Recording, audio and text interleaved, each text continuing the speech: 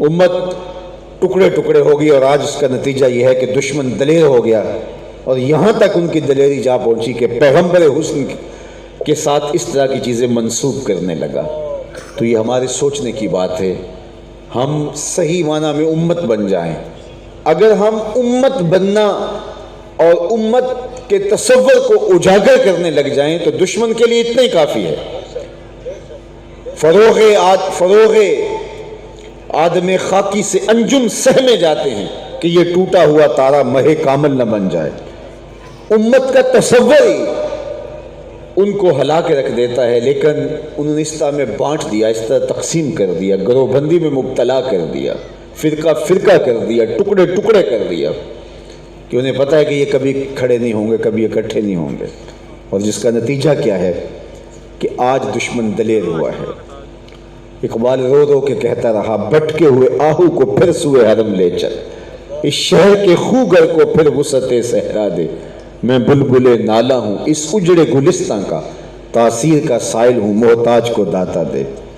اللہ اس امت کو کھویا ہوا وقار بخشے، اور میں آج کثرت سے یہ دعا کرتا ہوں جگہ جگہ کہ اللہ اس امت کو صحیح معنی میں امت بننے کی توفیق دے، اور ایسا غلبہ عظمت رفتہ رفعت پارینہ بخش دے، ایسا تغلب عطا کر دے امت مصطفیہ کو کہ کوئی محبوب کی طرف میلی نظر سے دیکھنے کا سوچ بھی نہ سکے، چونکہ ہماری سانسیں حضور کے نام سے چلتی ہیں۔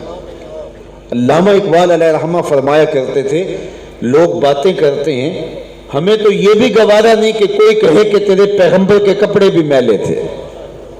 ہمارا حضور کے ساتھ یہ ربط ہے، یہ قلبی تعلق ہے، یہ رشتہ ہے۔ مغرب ہماری محبت کو سمجھ نہیں پایا، اور وہ سمجھتا ہے پیغمبر بھی تو ایک انسان ہی ہوتا ہے، تو اس کے بارے میں جو کہا جائے کہہ لیا جائے، اس میں کیا حرج ہے۔ لیکن وہ اس نقطے سے آگاہ نہیں ہے کہ ہم آکسیجن سے نہیں سانس لیتے، حضور کی محبت میں سانس لیتے ہیں۔ ہمارا جینا مرنا حضور کے نام سے ہے۔ محمد ہے متاع عالم ایجاد سے پیارا، پدر مادر برادر مال جاں اولاد سے پیارا، محمد کی محبت دین حق کی شرط اول ہے، اسی میں ہو اگر خامی تو سب کچھ نامکمل ہے۔ ہماری روحیں، ہماری جانیں حضور کے نام پہ قربان، ہماری نسلیں حضور کے نام پہ قربان، ہمارے ماں باپ حضور کے نام پہ قربان۔ اور صحابہ محض بطور رسم یہ جملہ نہیں کہا کرتے تھے، بلکہ ان کے رگو ریشہ میں حضور کی محبت اس طرح راسخ تھی، اس کا عملی اظہار تھا کہ جب حضور سے مخاطبت کرتے تو کہتے فدا کا امی و ابی یا رسول اللہ، حضور میری ماں بھی آپ کے قدموں پہ قربان، میرا باپ بھی آپ کے قدموں پہ قربان۔ اور یہ تسلسل امت کے اندر کبھی بھی جو ہے وہ ختم نہیں ہوگا۔ حضور کے نام پہ اپنی جانیں وارنا اور حضور کے لیے اپنا سب کچھ قربان کر دینا، یہ سعادت مندی ہے ہر دور کے مسلمان کی۔ ہم عملاً کمزور ہو سکتے ہیں، ہزار کوتاہیوں کا شکار ہو سکتے ہیں، لیکن دل کا سودا ہم حضور کی گلی میں ہی کرتے ہیں، اور سب کچھ قربان کرنے کے بعد ہم سمجھتے ہیں حق تو یہ تھا کہ حق ادا نہ ہوا۔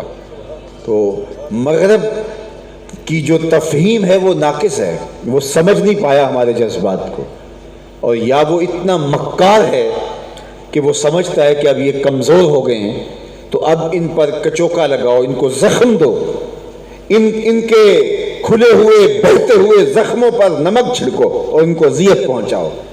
اسے پتہ ہے 56-57 اسلامی ملکوں کے حکمران غیرت کی چادر پھاڑ چکے ہیں، ان کے اندر دم خم باقی نہیں رہا۔ اب جو چاہے کرو، تم کر سکتے ہو اور تمہیں کوئی پوچھنے والا نہیں۔ خلافت دم توڑ گئی ہے، امت ٹکڑوں میں بٹ گئی ہے، گروہ بندی کا شکار ہو گئی ہے، تم جو چاہو کرو، کیا عرب کیا عجم۔ پوری امت اس وقت جس طرح عجیب حالت کا شکار ہے، تو آج دشمن اس نوبت تک پہنچ گیا۔ ہم نے دوبارہ اپنے پاؤں پہ کھڑا ہونا ہے، اپنے عمل سے ثابت کرنا ہے کہ ہم حضور کے سچے غلام ہیں، اور ہمارے رویے، ہمارا طرز زندگی، ہمارا انداز معاشرت حضور علیہ السلام کی محبت کے سانچے میں ڈھل جائے۔ ہماری محبت صرف پرجوش نعروں تک محدود نہ ہو، بلکہ ہماری محبت عملاً گواہی دے رہی ہو کہ ہم حضور کے غلام ہیں.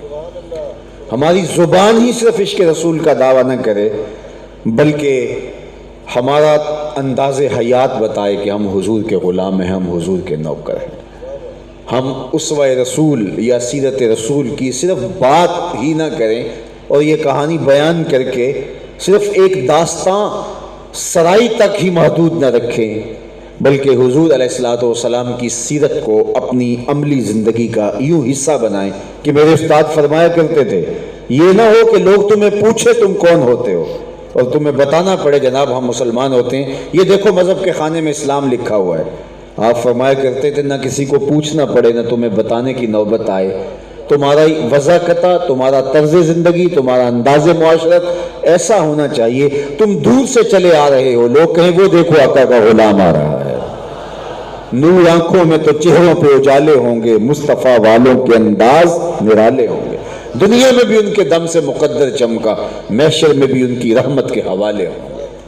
حضور علیہ السلام سے محبت کا دعویٰ میں بھی کرتا ہوں اور کرنا چاہیے، اور آپ بھی کرتے ہیں، آپ کو بھی کرنا چاہیے، پوری امت کو یہ دعویٰ ہے. لیکن ہمیں یہ بھی سوچنا ہے کہ کہیں یہ دعویٰ کبھی کہیں کمزور تو نہیں ہے، صرف لفظوں تک محدود تو نہیں ہے. اقبال نے کہا تھا نا، اے بلبل شوریدہ تیرا نغمہ خام ہے ابھی، کچھ اور دیر کے لیے اپنے سینے میں اسے تھام ابھی یہ نغمہ ہمارا مضبوط نہیں ہوا، اب نغمے کی سر تال ابھی پختہ نہیں ہوئی. تو محبت رسول کا تقاضا، حب رسول کا تقاضا کہ لوگ ہمیں دیکھ کر کے ہمارے آقا و مولا پہ درود پڑھیں کہ یہ حضور کا غلام ہے، یہ حضور کا نوکر ہے. تو آئیے میں اور آپ اور محب کو محبوب کا واضح حکم پہنچے تو اس کی تو جان قربان ہوتی ہے. وہ تو صرف محبوب کی منشا کو ہی اپنے لیے کافی سمجھتا ہے.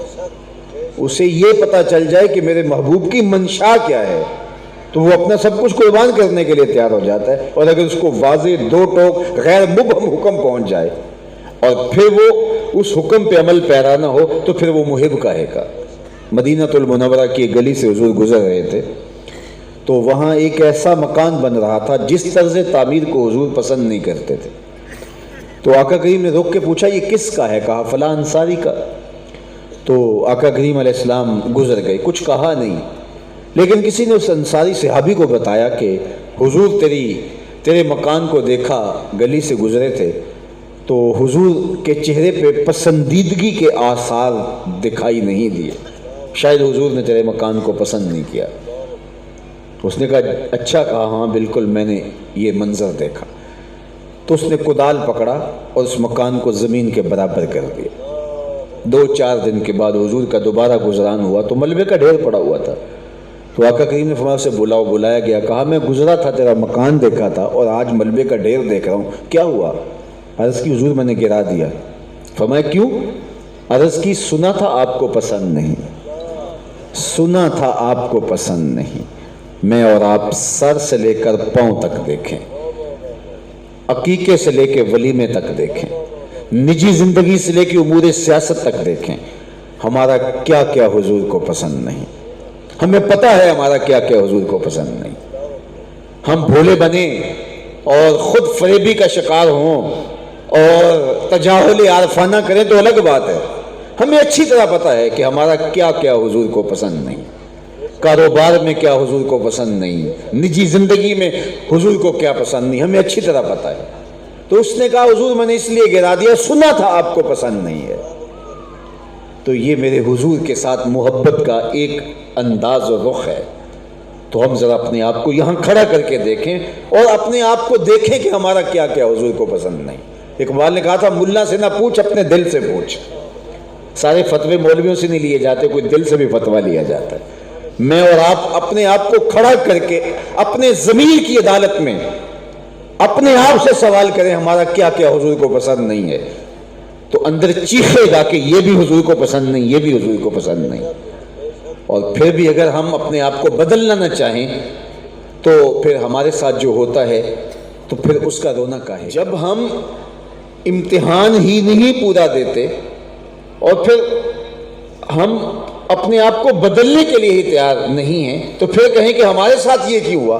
میاں پھر اس کا تو لازمی نتیجہ ہے اقبال نے جب وہ کہا کہ کافر کو حور و قصور دی اور مومن کو فقط وعدہ حور دیا، تو اس کے جواب میں کہا کہ مسلم آئی ہوا کافر تو ملے حور و قصور۔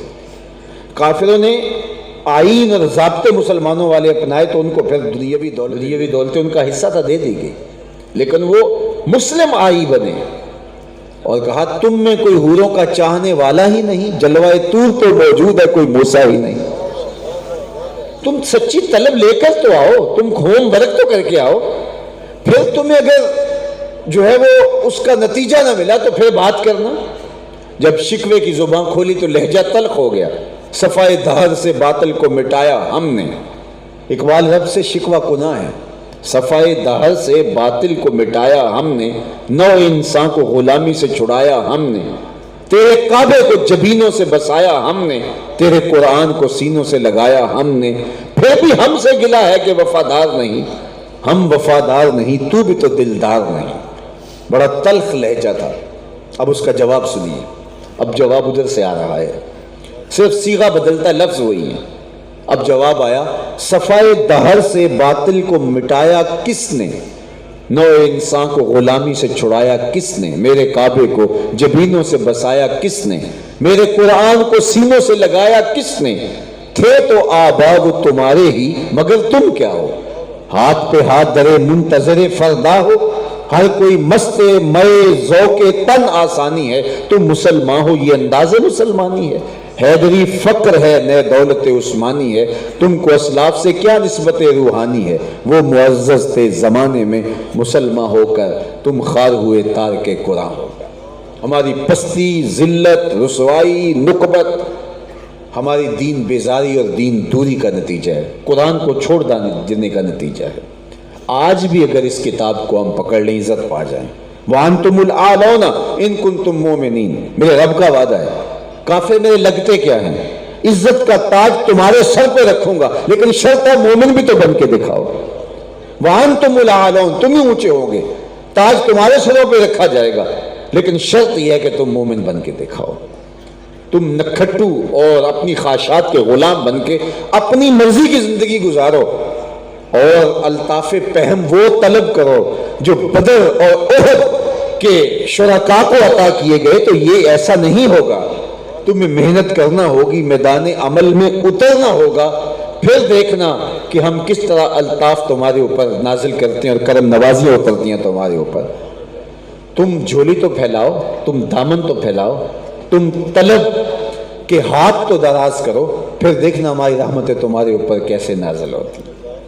تم تو 1 ارب 60 کروڑ ہو دنیا کے اوپر، وہ تو صرف 313 تھے۔ ہم نے کیسے ان کو عزتوں کی مسندوں پہ بٹھایا، ان کی دھاک بٹھا دی۔ اس دن کو میرے رب نے بھی یوم فرقان کہہ کے پکارا، لیکن وہ بھی تو سب کو چھوڑ کے آ گئے تھے نا۔ وہ 313، 2 گھوڑے، 6 زرہیں، 8 تلواریں، اور جن کے پاس تلواریں نہیں تھیں انہوں نے کھجوروں کے ڈنڈے توڑ لیے۔ یہ اللہ کے مجاہد تھے، چلے تھے جنگ کرنے کو۔ کیسے رنگ تھے، کیسا جمال تھا ان کا، کیسا جذبہ تھا۔ ان کے جذبوں کو دیکھ کر کے ہی میرے حضور نے کہا، اللہم ان تہلک ہذہ العصابہ لم تعبد فی الارض ابدا، مالک اس دھرتی پر تیرے نام لینے والے یہی لوگ ہیں، اگر یہ نہ رہے قیامت تک تجھے بھی رب کوئی نہیں کہے گا۔ تو انہوں نے اپنا آپ پیش کیا نا۔ میں اور آپ دیکھیں کہ ہم کھڑے کہاں ہیں، اور ہم جو بدر اور احد کے شرکاء پر کرم نوازی ہوئی وہ طلب کرتے ہیں، اترے فرشتے ہماری مدد کے لیے۔ ہم کہتے ہیں کہ آج بھی ابابیلیں اترے، لیکن آج ابابیلیں اترے تو ہمیں کنکر ماریں گے۔ تم 1 ارب 40 کروڑ ہو اور 1 ارب 60 کروڑ کی تعداد اب تمہاری ہو رہی ہے، اور تمہارے پیغمبر کی توہین ہو، 56-57 اسلامی ملک ہو، تمہارے پاس افواج ہو، تم ایٹمی طاقت ہو، اور تمہارے پیغمبر کی اہانت ہو رہی ہو، تو ہم آئینے میں منہ دیکھیں تو ہمیں شرم آئے، جس طرح کے روح سیاہ ہو چکے ہم، جیسی شکل ہماری بگڑ چکی ہے، جس طرح کی ہماری صورت بن چکی ہے، لیکن اس کے باوجود ہم جاگنے کے لیے تیار نہیں ہیں۔ اور جو لوگ جاگنے کے لیے تیار نہ ہوں، اور جو شعور اور احساس زیاں جن کے اندر نہ ہو، ان قوموں کے ساتھ وہی ہوتا ہے جو اس وقت امت مسلمہ کے ساتھ ہو رہا ہے۔ باقی رہی بات اللہ کے محبوب کی عظمتوں کی، تو یہ بات ذہن میں رکھو کہ محبوب کی عظمتوں کو کوئی نہیں گھٹا سکتا، یہ ذمہ میرے رب کا ہے۔ وَرَفَعْنَا لَكَ ذِكْرَكَ کا تاج کل بھی میرے محبوب کے سر پہ تھا، آج بھی حضور کے سر پہ ہے۔ چاند کی طرف منہ کر کے پورا فرانس بھی تھوکنے لگ جائے تو ان کا تھوکا ہوا ان کے اپنے منہ پہ آ کے گرے گا، چاند کی نوری کرنوں کو میلا نہیں کیا جا سکتا۔ مدینے کا چاند کل بھی روشن تھا، ہرا کا چاند آج بھی روشن ہے، اور رہے گا یوں ہی ان کا چرچا رہے گا، پڑے خاک ہو جائیں جل جانے والے، ان کا نام نیچا نہیں ہوگا، ان کے تذکرے اونچے ہی رہیں گے، ان کے نام کے پھرورے لہراتے رہیں گے، ان کے ذکر کا پاکپن رہے گا، گلی گلی ان کے نام کا چراغاں رہے گا۔ ان کی عظمتوں کو نہ گھٹایا جا سکتا، نہ ان کی عظمتیں گھٹ سکتی ہیں، اس لیے کہ وَلَلْآخِرَةُ خَيْرٌ لَكَ مِنَ الْأُولَىٰ، یہ میرے رب کا وعدہ ہے، یہ امتحان ہمارا ہے، یہ آزمائش ہماری ہے۔ تو کیا ہم اب بھی اپنی زندگی کو بدلنے کے لیے تیار نہیں ہوں گے؟ تو میں نے کہا کہ صاحب حضور علیہ الصلوۃ والسلام کے ساتھ محبت کا تقاضا یہ ہے، ان کا صریح واضح حکم تو حکم رہا، محبت اس بات کی متقاضی ہے کہ یہ معلوم ہو جائے کہ محبوب کی منشا کیا ہے، تو محب اس پہ بھی قربان ہو جاتا ہے۔ آقا کریم علیہ السلام تشریف فرما تھے تو ایک صاحب آئے، غالباً وہ بحرین سے آئے تھے، تو انہوں نے حضور کو آ کے سلام کیا، تو آقا نے رخ پھیر لیا، تو وہ سمجھے شاید اتفاقاً ایسے ہوا ہے، تو جدھر حضور نے رخ پھیرا تو وہ ادھر سے جا کے حضور کو سلام کرتے ہیں، تو آقا نے پھر رخ پھیر لیا۔ وہ سمجھ گئے کہ کوئی ناراضگی ہے، لیکن انہیں یہ نہیں سمجھ تھی کہ ناراضگی کا سبب کیا ہے۔ تو انہوں نے حضور کی قربت میں بیٹھنے والے اصحاب سے پوچھا کہ آج یہ واقعہ ہوا ہے، اور حضور نے میرے سلام کا جواب نہیں دیا، حضور شاید ناراض ہیں، تو آپ بتا سکتے ہیں کہ ناراضگی کی وجہ کیا ہو سکتی ہے؟ تو انہوں نے تھوڑا سا غور کیا، کہا ہاں یہ تو نے سونے کی انگوٹھی پہن رکھی ہے، اور آقا کریم اس کو مردوں کے لیے منع کر چکے ہیں، ان الذھب والفضة حرام لذکور امتی، سونا چاندی میری امت کے مردوں کے لیے حرام کیا گیا ہے۔ 4.5 ماشے سے کم وزن کی ایک انگوٹھی جائز رکھی گئی ہے، اور سونا تو بالکل منع کر دیا گیا، اور یہ گناہ بے لذت ہے، گناہ بھی ہو رہا ہے اور لذت بھی کوئی نہیں، فائدہ بھی کوئی نہیں۔ اور پھر حضور نے اس کو آتش دوزخ کا انگارہ قرار دیا، یہ جہنم کی آگ کا انگارہ ہے، تو تم نے یہ پہن رکھی ہے تو شاید حضور کی ناراضگی کا سبب یہ ہو۔ تم نے کہا مجھے تو پتہ نہیں تھا، خیر آگے بڑھے اور انگوٹھی اتار کے حضور کو پیش کرتے ہوئے کہا حضور شاید آپ کی ناراضگی کا سبب یہ ہو، تو آقا کریم نے انگوٹھی پکڑی یوں پھینک دی ایک طرف، ناراضگی کی وجہ یہی تھی، ختم ہو گئی۔ بیٹھ کے مجلس شروع ہوئی، گفتگو چلتی رہی، حضور علیہ السلام اپنے نور کلمات رحمت سے نوازتے رہے۔ خیر مجلس اختتام کو پہنچی، لوگ گھروں کو پلٹنے لگے، تو یہ بھی واپس ہوئے تو کسی نے توجہ دلائی، وہ انگوٹھی اٹھا لو، تم تو نہیں پہن سکتے شرعاً، لیکن تمہاری بیوی تو پہن سکتی ہے، قیمتی دھات ہے، اٹھا لو۔ تو صحابی نے کیا جواب دیا سنیے، اور ذرا اپنے آپ کو اس جگہ پہ ایک لمحے کے لیے کھڑا کریے۔ تو حضور نے جو انگوٹھی پھینکی تھی تو کہا کسی صحابی نے اب وہ اٹھا لو، تمہاری بیوی پہن لے گی، قیمتی دھات ہے، تمہاری ملک ہے۔ تو اس نے کیا کہا واللہ لا آخذہ وقد طرحہ رسول اللہ صلی اللہ علیہ وسلم، اس نے کہا اللہ کی قسم پڑی رہے کبھی نہیں اٹھاؤں گا جس کو میرے حضور نے پھینک دیا ہے، جس کو میرے حضور نے پھینک دیا اس کو میں کبھی نہیں اٹھاؤں گا۔ ہم پھر اپنے آپ کو ضمیر کی عدالت میں کھڑا کر کے دیکھیں، ہم نے کوئی ایسی چیز تو نہیں اٹھا رکھی جس کو حضور نے پھینک دیا ہو۔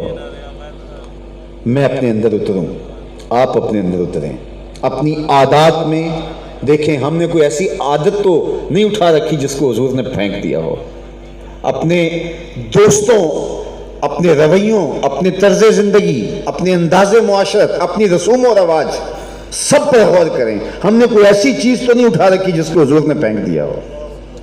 اور اگر ایسی چیزیں ہم نے اٹھا دی ہیں، اٹھا رکھی ہیں جو حضور نے پھینک دی ہیں، تو پھر کہیں کہ حضور کی رحمت نہیں برستی ہمارے اوپر، تو پھر یہ حق ہمیں نہیں ہے بات کرنے کا۔ اس نے کہا پڑی رہے، سونا ہے، ہیرا ہے، موتی ہے، لال ہے، پکھراج ہے، نیلم ہے، کچھ بھی ہے، پڑا رہے، واللہ لا آخذہ، اللہ کی قسم میں نہیں اٹھاؤں گا، وقد طرحہ رسول اللہ، اس کو میرے حضور نے پھینک دیا ہے۔ تو جس کو حضور پھینک دیں وہ ہم کیسے اٹھا سکتے ہیں؟ تو میں اور آپ اپنی زندگیوں پہ غور کریں، اپنے شب و روز پہ غور کریں. کوئی ایسی چیز تو ہماری زندگی کا لازمہ نہیں ہے جس سے حضور نے نفرت کی. ہماری زندگی میں کہیں کسی جگہ کوئی سود تو نہیں ہے جس کو سود کا 1 درہم والدہ سے، میں کتنے سخت لفظ بولوں، والدہ سے بدکاری کرنے کے مترادف ہے. سود کا 1 درہم. کیا ہماری زندگی میں یہ تو نہیں ہے؟ میرے حضور سے پوچھا گیا کہ مومن بزدل ہو سکتا ہے؟ کہا نہیں، بہادر ہوتا ہے، لیکن ہو سکتا ہے کبھی بزدلی بھی کر جائے، آخر بشر ہی تو ہے. پھر پوچھا گیا کہ مومن کنجوس ہو سکتا ہے؟ کہا نہیں، سخی ہوتا ہے، لیکن ہو سکتا ہے کبھی بخل بھی کر جائے، آخر بشر ہی تو ہے. تیسرا سوال حضور سے پوچھا گیا، مومن جھوٹا ہو سکتا ہے؟ فرمایا جھوٹا نہیں ہو سکتا. یہ طے بات، یہ طے شدہ امر ہے کہ مومن جھوٹا نہیں ہو سکتا. میں اور آپ دیکھیں کہ ہماری زندگی میں کہیں جھوٹ تو نہیں ہے. اگر ہماری زندگی کے کسی گوشے میں جھوٹ ہے، چاہے مزاح سے ہی ہے، چاہے ویسے کسی کا دل بہلانے کے لیے ہی ہے، تو ہم دیکھیں کہ ہم کھڑے کہاں ہیں.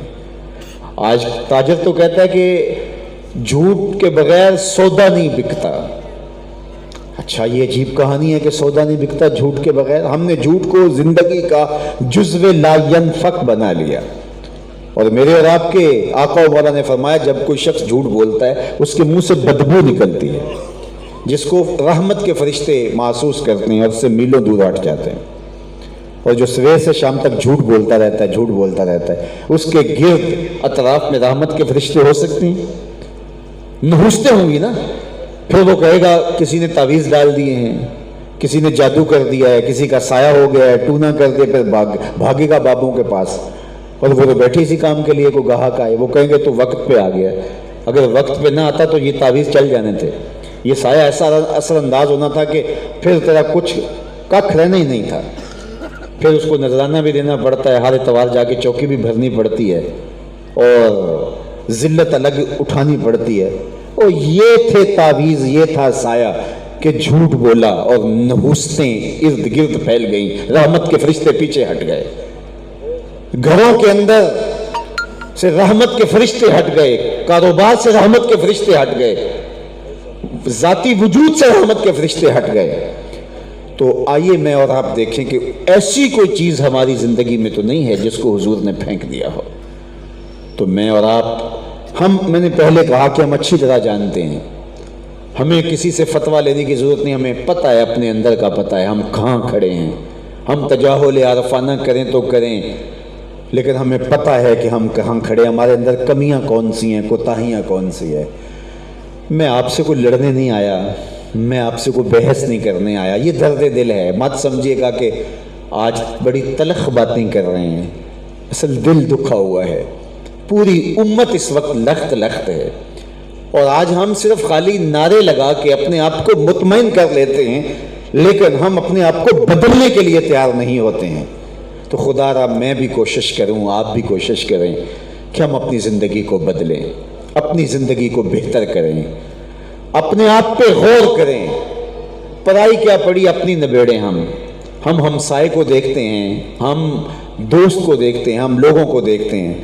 ہم ذرا تھوڑی دیر کے لیے اپنے اندر طرح دیکھیں، اپنے من کو صاف کریں. میں تو میلاد کے موسم میں کہا کرتا ہوں کہ گلیوں میں جھنڈیاں لگاتے ہو، بڑی اچھی بات ہے، میں اس کے جواز کا قائل ہوں، لیکن کہیں یہ جھنڈیاں صرف گلیوں میں ہی نہ رہ جائیں. دل کے ایک ایک پرت پر نام محمد کی جھنڈی ضرور لگائیے. چراغاں صرف بنیروں پہ نہ کرنا، دل کی تاریخ گلیوں میں بھی نام محمد کا چراغاں کرنا. حضور کی سیرت کا چراغاں تمہارے دل کی گلیوں میں بھی ہونا چاہیے. وہاں اندھیرا نہ رہے کہ گلی تو چکا چوند، لیکن دل کی گلیاں اندھیر نگری بنی ہوئی ہوں. اندر بھی کوئی دیا لے کر آؤ، کوئی چراغ لے کے اندر بھی جلاؤ، کوئی روشنی، کوئی پھول جھڑی اندر بھی آئے، اور یہاں بھی کوئی اندھیرے مٹیں، ظلمتیں بھاگیں. اندر بھی چک چراغاں کرو، اندر بھی روشنیوں کا سامان کرو.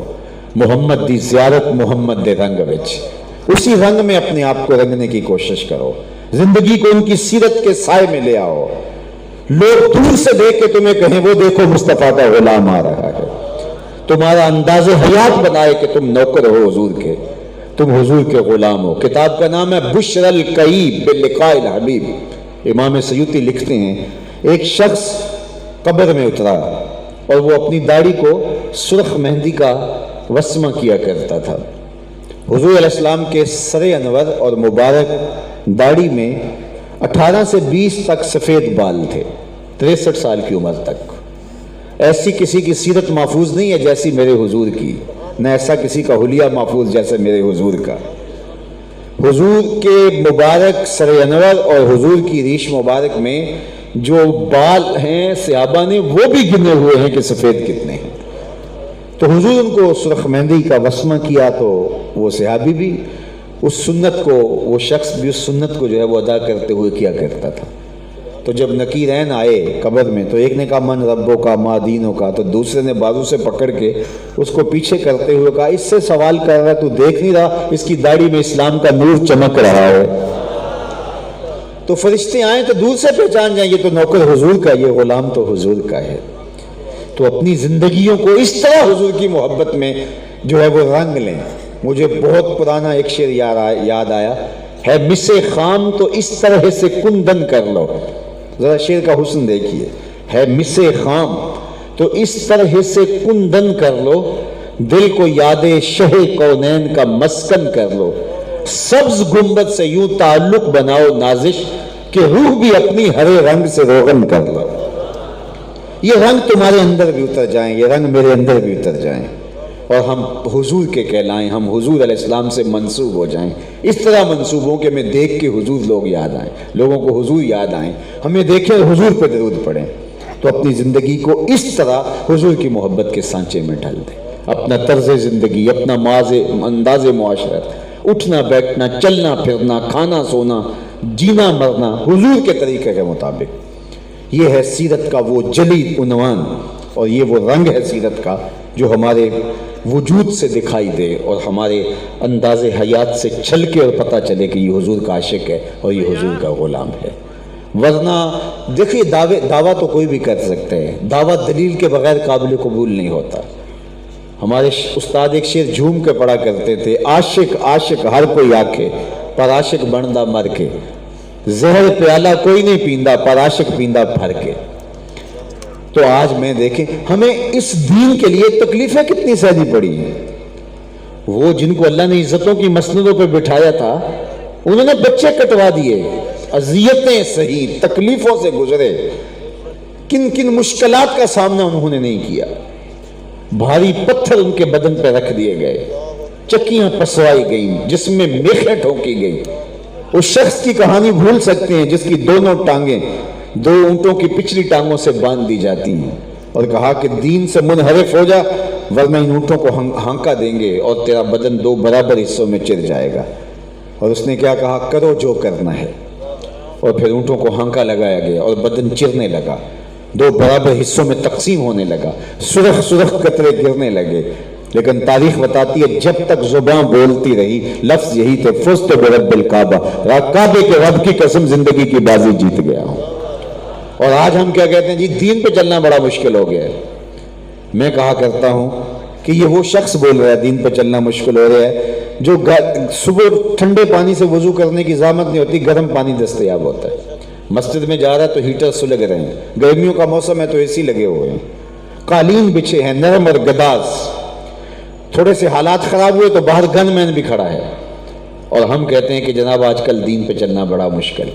مخملی مسلوں پر سلگتے ماحول کے اندر، سرد اور گرمیوں میں سرد اور سردیوں میں گرم ماحول کے اندر جا کے نماز پڑھنے والا کہتا ہے آج کل دین پہ چلنا بڑا مشکل ہو گیا۔ میں کہتا ہوں تیرے لیے مشکل ہے یا کربلا والے حسین کے لیے مشکل تھا؟